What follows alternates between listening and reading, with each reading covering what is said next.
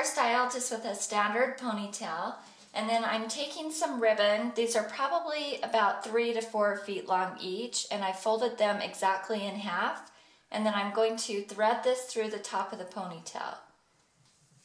So the ribbon is doubled up, and then I'm going to take this ribbon and just slide it underneath the ponytail so that it is at the bottom. Okay, I'm going to begin this braid by grabbing a small strand of hair here near the top of the ponytail, and then I'm going to take 2 of these pieces of ribbon. I'm starting with the 2 red strands, and I'm going to twist the ribbon a couple of times, and I'm twisting it right strand over left strand. And then I'm going to place this piece of hair in between the ribbon, and again I'm taking the strand on the right, crossing it over the strand on the left. And I'm just going to continue that across the top of the ponytail. So I'm grabbing another strand of hair and placing it in between the ribbon, and then I'm taking the ribbon on the right, crossing it over the ribbon on the left. I'm kind of going down at a diagonal, but not a sharp diagonal. And I'm only grabbing the hair that's on the top of the ponytail. I'm not going in too deep. Okay, now I'm to the point where I've pretty much taken all of the hair that is right here on the top, and I'm to the other side of the ponytail. I'm going to keep going a little bit further by grabbing hair kind of underneath. And I'm just holding it out to the side as I go. Okay, that's probably about as far as you want to go. And normally in a carousel braid, you would wrap this around and then continue right over here. Before I do that, I'm going to bring the other ribbon across, because after you close this off, you're not going to be able to braid the other piece of ribbon in.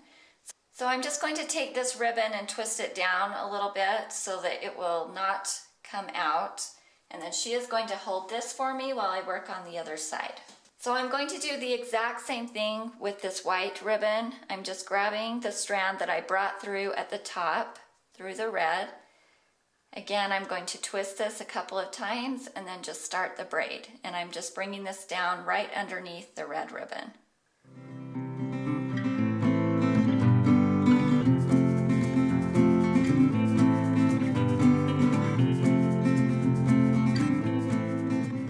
Okay, now that I've brought both of those pieces of ribbon through, I'm going to bring them both underneath the ponytail and then start braiding here on the other side. If you want to use more than 2 pieces of ribbon, you can definitely do that. Just make sure you bring all the colors through first before you bring them underneath.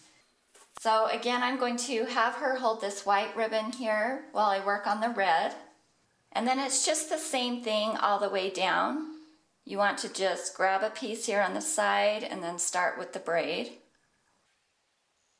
And I'm just going to repeat the process. After I get over to the other side with this red, I'm going to have her hold it while I bring across the white, and then I'll bring them both underneath the ponytail, and I'll just keep going down as far as I can. So every time you get over here to the end of the ponytail, you just want to keep going a little bit further, grabbing those strands from the back, and that is just so that you have something to kind of wrap underneath.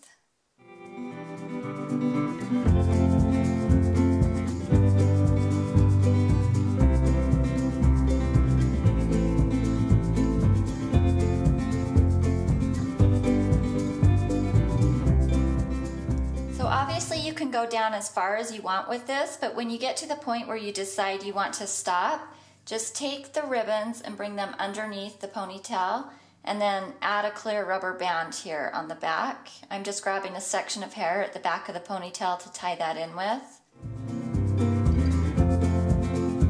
So this should just stay hidden underneath the ponytail. If you want to trim these ribbons, you can, just so that they don't show up. We wanted to do this hairstyle for the 4th of July because it kind of reminded us of the red and white stripes on the flag. And then we're just going to add a blue ribbon here at the top. Here's the finished style. Have a happy 4th of July.